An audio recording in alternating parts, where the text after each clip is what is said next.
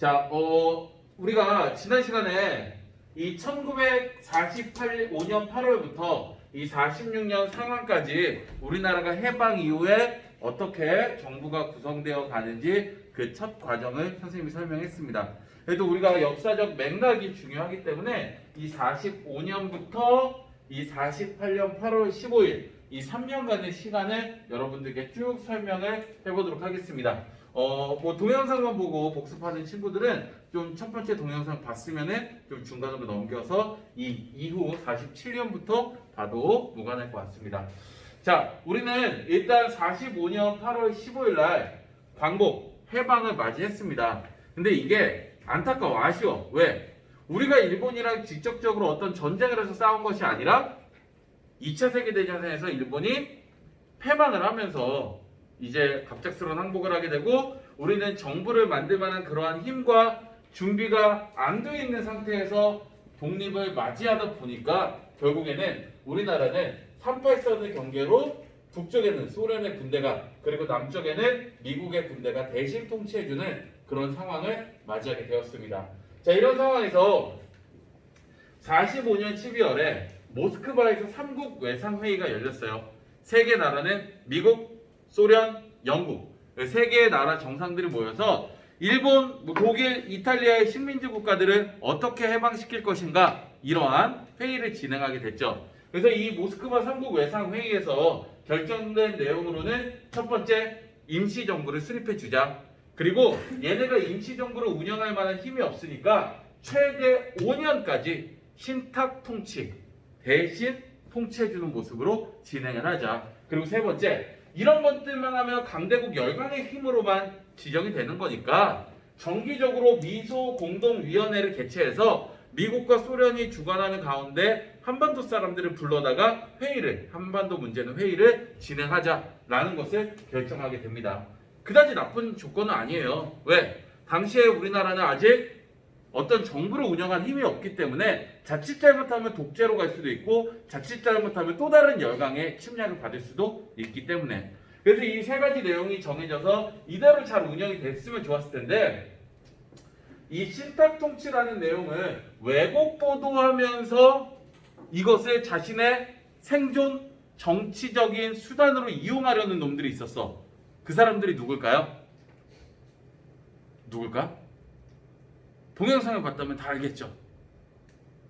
친일파, 그렇죠. 친일파. 그래서 이 친일파 세력들이 이 신탁이라는 단어를 어떻게 잘못 활용하냐면 이런 거예요. 여러분, 소련이 신탁 통치라는 이름으로 포장을 해서 우리나라를 또 식민 지배하려고 합니다. 제가 그거 목숨 걸고 막겠습니다. 아니 당신이 뭔데 거기 나서 이 친일파 놈아. 제가 친일파 한 거 진짜 사죄하는 의미에서 제가 이것만큼 목숨 걸고 막을게요. 저한테 한번 그 기회를 주세요. 친일파가 순식간에 애국자로 변하는 그런 상황이 오게 된 거예요. 자, 이런 상황에서 이 친일파를 중심으로 반탁 시위를 하고 있는데 사회주의 사상가들을 보기에 이거 그렇게 나쁜 거 아니거든? 소련이 우리나라를 침략한다고? 그렇지 않을 텐데 알아보니까 친일파 놈들이 이거 왜곡 보도한 거야. 그래서 걔네 말 듣지 마세요. 이거 찬성해야 됩니다. 찬탁 했더니 친일파가 저놈들이 소련은 우리나라 팔아먹으려는 그런 나쁜 놈들입니다. 라고 하면서 우리나라의 사회주의 사상과 자본주의 사상, 이 사상가들을 이간질시켜서 갈라놓기 시작하는 거예요. 나라를 팔아먹고 우리는 민족을 힘들게 했던 친일파가 해방 이후에도 우리나라를 분열시키고 앉아있는 거지. 아무튼 이런 상황에서 46년 3월에 1차 미소공동위원회가 개최가 됩니다. 자, 이 1차 미소공동위원회에서 결정할 내용은 우리나라 임시정부 어떻게 구성할 것인가 이거 결정하는 거예요. 근데 여기에서 미국과 소련의 조금 의견이 갈리게 됩니다. 어떻게 갈리게 되냐면 소련은 이렇게 해요. 야, 우리가 임시정부 만들고 그리고 신탁 통치 해줄 건데 그거에 찬성하는 애들만 불러다가 회의 진행해야지. 근데 미국 입장에서는 그 찬성하는 사람들의 리스트를 쭉 봤더니 다 사회주의 사상가들이야. 그럼 정부 사회주의로 만들어질 것 같아. 안 돼. 민주주의 원칙에 의하면 원하면 누구나 참석하게끔 해줘야 돼. 우리나라 사람을 누구를 부를 것인가 고민하다가 결국 임시정부는 만들어보지도 못하고 1차 미소공동위원회가 결렬되게 되었습니다. 이런 상황에서 46년 6월 우리 민족 대표자였던 이승만이라는 인물이 정읍에서 사람을 모아놓고 이상한 얘기를 해요. 야, 사회주의자들이랑 왜 손잡으려고 하는데 쟤네 싫으면 38선 이북으로 넘어가라고 해. 그리고 우리끼리 남한만이라도 자본주의 자유주의 임시정부 만들면 되지. 같은 민족인데 갈라서자. 이런 얘기를 던져버린 거야. 그래서 여운형 선생님을 중심으로 좌우 합작을 통해 그것만은 막아보려고 열심히 노력했는데 결국 이것도 실패로 끝나게 되면서 우리나라의 좌와 우의 대립이 극명하게 갈리기 시작합니다. 자, 여기까지가 지난 시간까지 설명한 거예요. 자, 그러면은 이 47년 상황을 한번 볼게요. 이 47년 상황에 2차 미소공동위원회가 개최되기로 했습니다. 빨리 정부 만들어줘야 되니까. 근데 이 2차 미소공동위원회가 개최되려고 하는데 미국의 대통령 트루먼이라는 인물이 독트린을 발표해요. 독트린이라는 건 외교 선언이라는 뜻이에요. 그래서 그 외교 선언에 어떤 내용이 들어가 있냐면 나는 지금부터 어떠한 사회주의 사상가들과 협력, 국가와 협력, 소통, 교류 하지 않겠다. 이제부터 사회주의와는 완전히 등을 돌아선다. 이런 얘기를 한 거예요. 뭐가 시작이 된 거예요? 여러분이 알고 있는 냉전. 미국과 소련을 전 세계 중심으로 싸우지는 않아 직접. 근데 두 개의 축으로 탁 갈라서서 싸움의 직전의 모습처럼 이렇게 살고 있는 거야. 그래서 이때부터 세계가 어떻게 돌아가냐면 양극화 현상이라고 합니다. 너 소련 편이야? 미국 편이야? 너 소련 편이야? 미국 편이야? 그거에 따라서 국가가 갈라지게 되는 거예요. 그 대표적인 피해를 우리나라가 입은 거죠. 왜? 북한은 소련 편, 남한은 미국 편. 그래서 우리가 더 잘났잖아. 6.25 전쟁. 그죠? 어쨌든 이런 상황에서 더 이상 이 미국과 소련이 아무런 얘기도 하지 않는다라고 한 상황에서 갑자기 우리나라 문제만은 약속이니까 해결해 주자 이러진 않겠죠. 그래서 이 2차 미소공동위원회가 완전 결렬되면서 앞에 정해졌던 이 모든 내용은 취소. 우리나라 문제는 어쩔 수 없이 유엔으로 넘어가게 됩니다. 지금의 유엔이야. 그래서 유엔에서 이런 게 결정이 됐어요. 남북한 총선거를 실시하자. 여기서 총선거는 우리 다 같이 선거하자 이런 의미는 아니야. 여러분이 2년 후에 성인이 되었을 때 우리나라에서 기본적으로 투표권을 3장을 줍니다. 어떤 선거하라고 3장을 줄까요? 그럼 크게 비례대표라는 거는 하나의 그 선거에 속해 있는 거고, 그죠? 국회의원 선거하겠죠. 그것을 우리가 총선이라고 부릅니다. 또 어떤 선거예요? 누구 뽑아? 대통령 선거.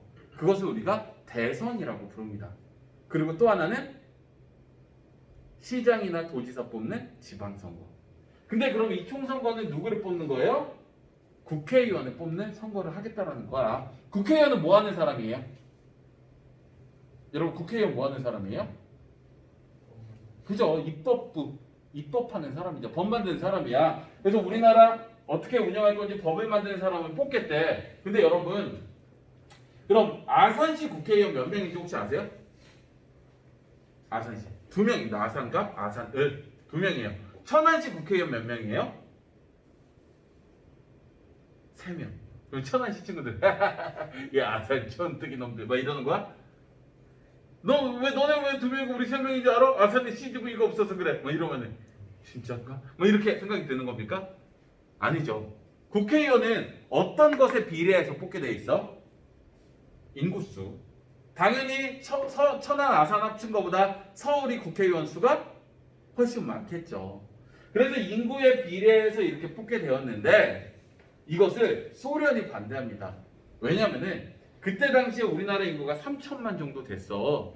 근데 남한에 한 1,800만, 북한에 1,200만 정도 살고 있습니다. 소련 입장에서는 그냥 북한의 정부 만들면 사회주의 정부 만들어질 것 같아. 근데 이게 하나의 정부로 만들어지면 입법을 할 때 3분의 2는 어쨌든 자유주의, 자본주의 진영에서 온 애들이잖아. 사회주의 정부의 법을 만들려고 하면 이게 잘 통과가 될까요? 통과가 되지 않겠죠. 그러니까 이 유엔에서 조사시켰다니 와서 아산 한 명 뽑아, 대전 3명 뽑아, 서울 16명 뽑아 이런 걸 정해야 되는데 38선 이북으로 딱 넘어가려고 하니까 소련이 들어오지 마. 우리는 안 할 거야. 소련이 거부해버립니다. 그래서 우리나라 문제는 소련을 제외한 유엔 소총회로 넘어가게 되고 여기에서 가는 지역에서만이라도 선거를 하자라는 게 결정이 됐어요. 그럼 그 가는 지역이 결국 어디예요? 남한이죠. 그럼 그 남한에서 48년 5월 10일 50총선이 결정되게 되었습니다. 진짜로 이제 2개 정도 만들어질 것 같아요. 안 돼요. 우리 한민족이에요. 통일해야 돼요. 라고 하면서 끝까지 반대하는 반대의 움직임이 나와요. 그 반대 움직임 첫 번째로 김구 선생님이 3천만 동포에게 그때 당시 우리나라 동포에게 읍과 울면서 소리 지르고 이야기한다는 뜻이야. 한 신문에 이런 글을 기재합니다. 50총선이 결정됐다. 내 몸이 38도 선 위에 누워서 반으로 갈라질런정 내 몸이 죽는 한이 있더라도 절대로 이건 안 된다. 라고 얘기하면서 이 50총선에 반대하는 그런 움직임을 호소를 합니다. 그리고 제주도에서는 4.3 사건이라는 게 발생해요. 여러분 4.3 사건 들어봤을 텐데 이 50총선에 반대하는 제주도의 사회주의 사상가들이 시위를 한 거야. 근데 거기에 공권력이 투입돼서 그 시위자들을 사살합니다. 국가는 국민을 보호할 의무가 있고 국민은 국가에게 보호받을 권리가 있죠. 근데 어떤 이념적으로 다르다는 것에 시위하는 사람들에게 공권력을 투입해서 그들을 죽였다. 분명히 나라가 잘못한 거예요. 근데 이들을 빨갱이다 이렇게 몰아가면서 그들을 마구 학살하고 죽인 사건. 그 사건이 제주 4.3 사건입니다. 자, 그리고 김구 선생님과 김규식 선생님은 내가 직접 김일성을 만나 협상을 하겠다라고 하면서 남북협상으로 북으로 떠나요. 근데 2차 협상에서 김구 선생님이 어떻게 됩니까? 총을 맞고 암살당하시죠. 이런 상황에서 결국 5월 10일 총선, 국회의원 선거는 시작되게 됐습니다. 자, 의의는 있어요. 어떤 의의가 있냐? 우리나라 최초로 보통 평등 선거, 20세 이상의 성인 남녀에게 누구나 한 표씩 줘서 동등하게 선거를 했습니다. 그리고 원래 국회의원 임기는 4년인데 이때는 헌법을 만드는 국회의원이기 때문에 2년만 하고 빠집니다. 왜? 내가 만든 법 가지고 내가 악용하면 안 되잖아요. 그래서 이 국회의원들을 헌법을 처음 제정하는 국회라 그래서 제헌 국회라고 불렀고 이들이 법을 제정한 날을 기념해서 7월 17일을 무슨 날로 지정했을까요? 제헌절이죠. 그래서 이 제헌국회에서 이런 것들이 정합니다. 우리나라는 대통령제를 한다.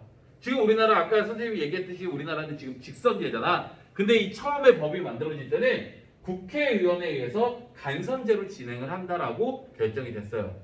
근데 이 50총선이 사실 반쪽짜리 아니 반의 반쪽짜리 선거라고 할 수 있는 게 결국에는 남북한이 나눠져서 반쪽이죠. 그리고 김구 임시정부 세력들, 사회주의 세력들 저기에 나가지 않습니다. 오로지 누구만 나가? 이승만을 지지하는 세력들만 나가다 보니까 반의 반쪽짜리 선거고 그리고 여기에서 이승만 지지 세력이 대거 당선되다 보니까 48년 8월 15일 대한민국 정부가 수립될 때 초대 대통령은 누구로? 이승만으로 당선이 되게 되는 겁니다. 여기에 마지막으로 반대하는 사건이 여수 순천에서 11구 사건이라는 게 있는데 이 여수 순천에는 제주도 출신 군인들이 많았어요. 근데 이 4.3 항쟁이 계속적으로 유지되고 있으니까 이것을 소탕하라는 명령을 받고 군인들이 출동을 했어요. 근데 이 한라산에서 막 추격전을 벌이다가 손들어! 움직이면 쏜다! 손들었어. 무기 버려! 뒤로 돌아! 라고 했더니 그 앞에 서 있는 사람이 우리 아버지야. 내 형제, 내 친구야. 야, 너 여기서 뭐 하고 있는 거야?